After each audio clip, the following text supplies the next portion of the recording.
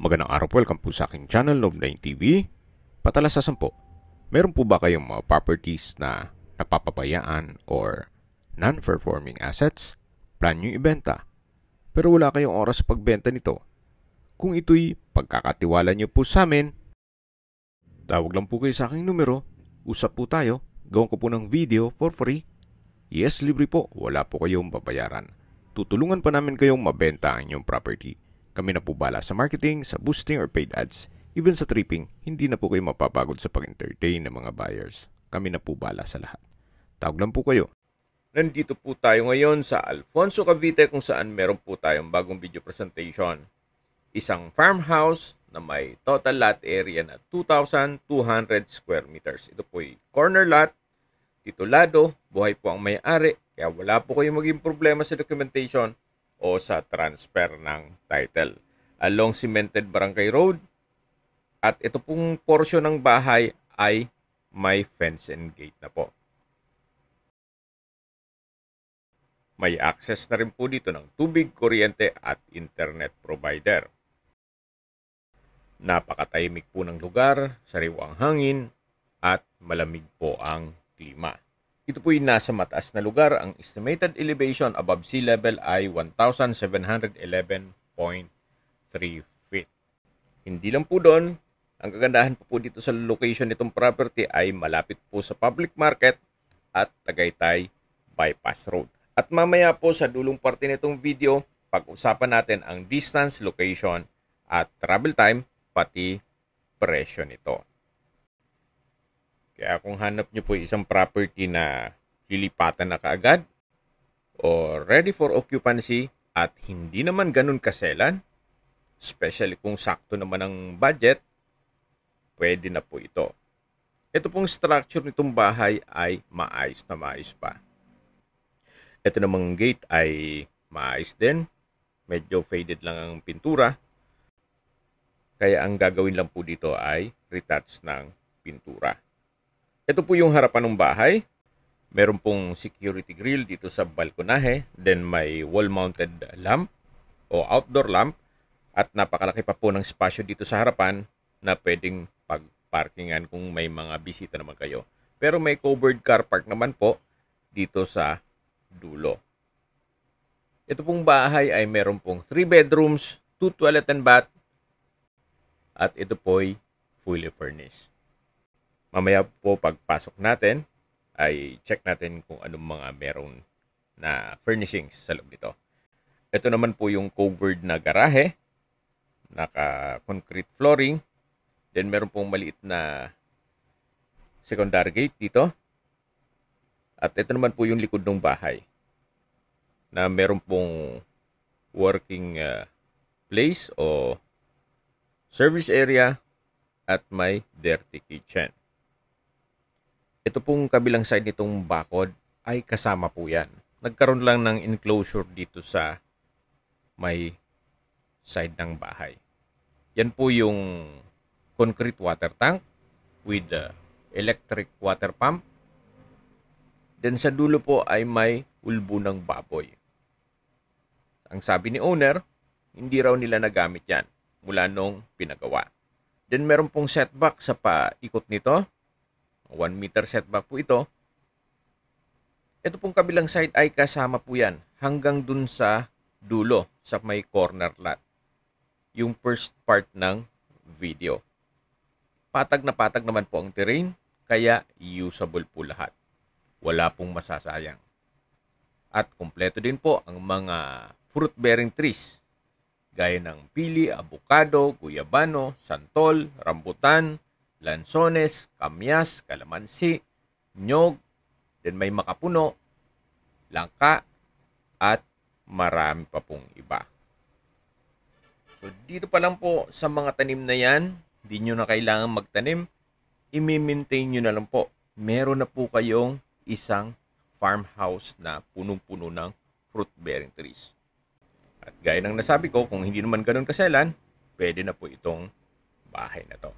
So ito po yung balkonahe, naka-tile flooring, then sa ceiling maayos naman. At yan po yung main door na mayroon pong aluminum screen door at solid wood. Ito po yung living area o salas na kung saan mayroon pong napakagandang sala set made of Nara.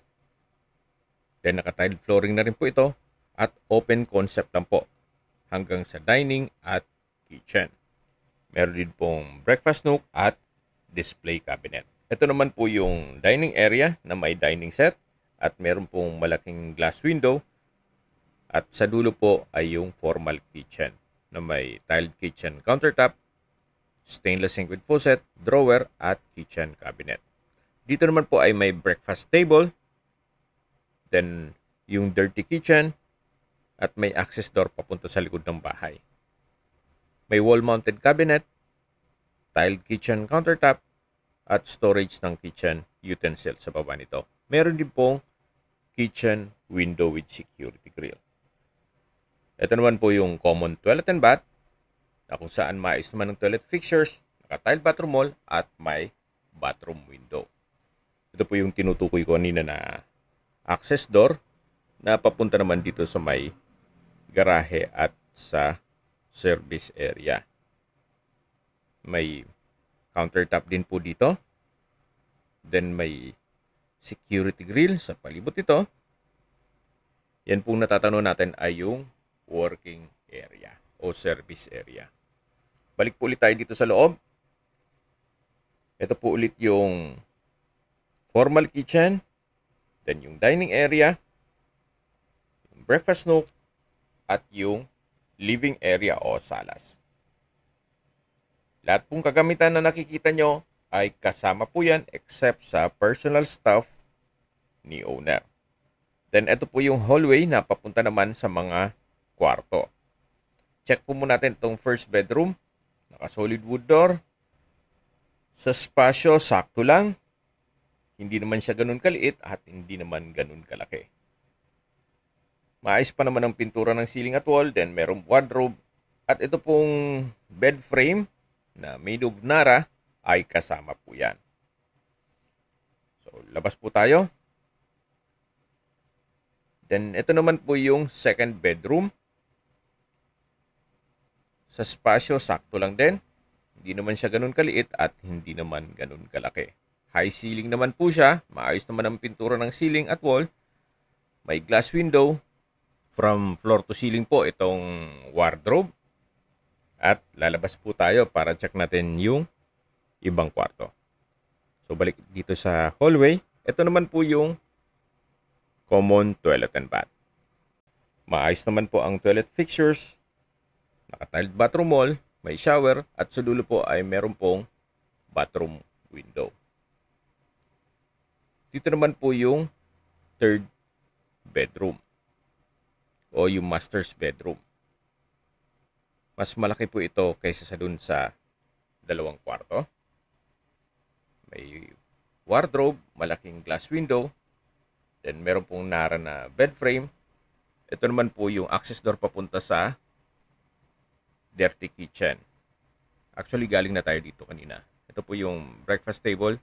Then meron pong common toilet and bath doon para nga naman hindi ka na iikot dito sa may living area o dining area papunta dun sa banyo. So, balik po ulit tayo dito sa hallway. Yan po yung living area, yung dining area, sa dulo yung formal kitchen. Mula po dito sa living area, lalabas po tayo dito sa may balkonahe. Yan po yung main door na solid wood. At ito po yung balkonahe. So, mula po dito sa balkonahe naman, yan po yung driveway papunta sa garahe. At umikot na po tayo dyan kanina dun sa may ulbo ng baboy sa likod ng bahay. Napakaganda po nitong property. Gaya ng sabi ko, kung hindi naman ganun kaselan dito sa bahay, gawa ng maayos naman ang structure nito, pwede na po ito. Pero kung gusto nyo naman isang modern design na bahay o bahay bakasyunan, pwede naman po kayong magpagawa dito sa kabilang side. Gawa ng napakalawak pa po nitong bakanting lote. meron po pa kayong 2,000 square meters na pwedeng paglagyan ng swimming pool o di kaya ay gawin yung staycation business. Actually, may mga uso ngayon na prefabricated na container na house. Ilan ding units magkakasya dyan. Then maglagay kayo ng swimming pool, yun, pwede na pong maging staycation business. Anyway, yan po opinion ko lang naman. Depende pa rin yan sa inyo. Pero para sa akin, sa ganitong estado ng bahay, sa mahal po ng construction cost, even yung materials and labor, at yung waiting time mo, mga 6 to 1 year sa pagpapagawa ng bahay, para ma-enjoy mo naman ang inyong retirement, pwede na po ito. Yan po, tunghayin nyo po itong harapan ng bahay bago tayo lumipat dito sa bakanting lote. So sa mga nag-skip po ng video, summarize ko lang po. Ito pong property ay nasa Alfonso, Cavite. May lot area na 2,200 square meters at ito'y titulado. Buhay po ang may-ari kaya wala po kayong maging problema sa documentation o sa transfer ng title. Yung bahay po ay may floor area na 78 square meters, may 3 bedrooms, 2 toilet and bath, malaki yung garahe, may water pump at may malaking cemented water tank.